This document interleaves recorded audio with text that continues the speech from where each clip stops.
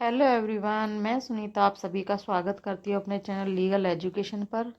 और आज हम पढ़ेंगे सीपीसी का वेरी इंपॉर्टेंट टॉपिक पूर्व न्याय या प्राण न्याय, जिसे इंग्लिश में बोलते हैं रेस जुडिकाटा। तो क्या होता है रेस जुडिकाटा, इसके क्या उद्देश्य होते हैं और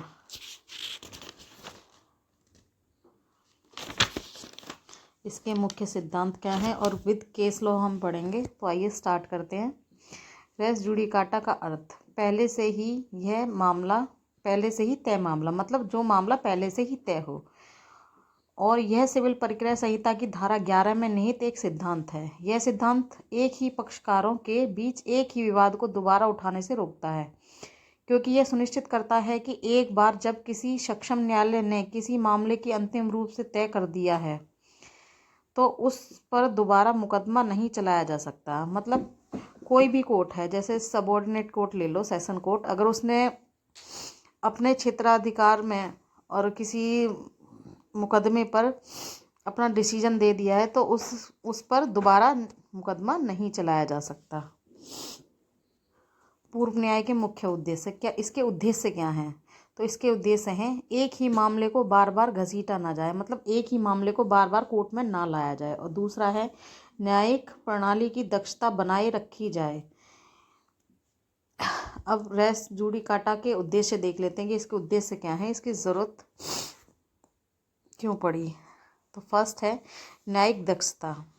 यह अदालतों पर अनावश्यक मुकदमों का बोझ कम करता है और न्यायिक प्रणाली को अधिक कुशल बनाता है। सेकंड है अंतिम निर्णय।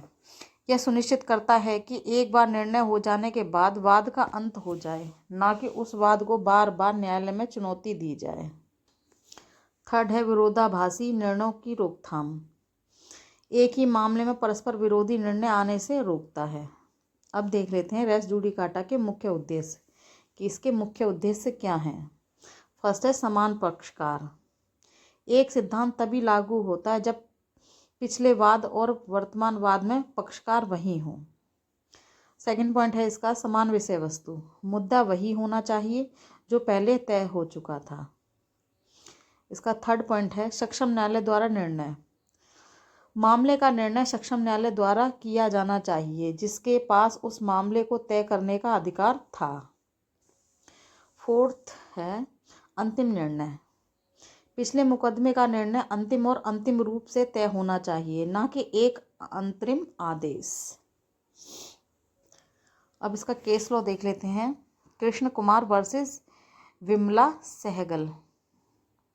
तो यह मामला दिल्ली हाई कोर्ट का है। तो इस मामले में अपील सफल होती है। किराएदार को बेदखल करने का आदेश दिया जाता है। चूँकि बेदखली का आदेश धारा 14 की उपधारा 1 के परंतुक के खंड ड में निर्दिष्ट आधार पर दिया गया है, इसलिए आदेश के बाद 6 माह की अवधि समाप्त होने से पहले कब्जा प्राप्त करने का हक नहीं होगा। तो इसमें ये कहा गया था दिल्ली हाई कोर्ट द्वारा, जो इसमें कृष्ण कुमार हैं ये ओनर थे और बिमला जो सहगल जो थी ये किराएदार थी। तो जो फैसला दिया था दिल्ली हाई कोर्ट ने वो कृष्ण कुमार के पक्ष में दिया और 6 महीने का समय दिया था इसको, जो है विमला सहगल, इनको वो मकान खाली करने के लिए। तो यह इसमें अंतरिम आदेश आया था, इसका जजमेंट ये निकला था। नेक्स्ट केस लॉ देख लेते हैं। नेक्स्ट केस लॉ है Sharad Kumar Shanghai versus Sangeeta Rane.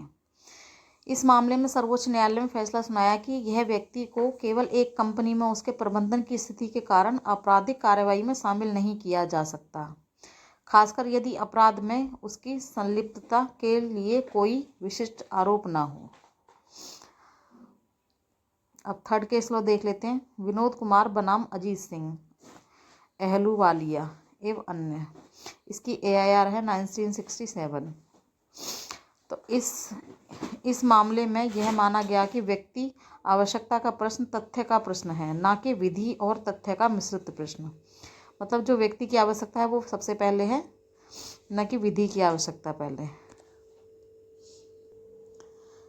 I hope इस छोटी सी वीडियो में आपको रेस जुडिकाटा के बारे में पूरी नॉलेज मिल चुकी हो, जानकारी मिल चुकी होगी। आपको वीडियो अच्छी लगी हो तो चैनल को सब्सक्राइब करें, लाइक करें, शेयर करें, कमेंट करें और आने वाली न्यू वीडियो देखने के लिए बेल आइकन को दबाना ना भूलें। मिलते हैं नेक्स्ट वीडियो में। Thank you for watching.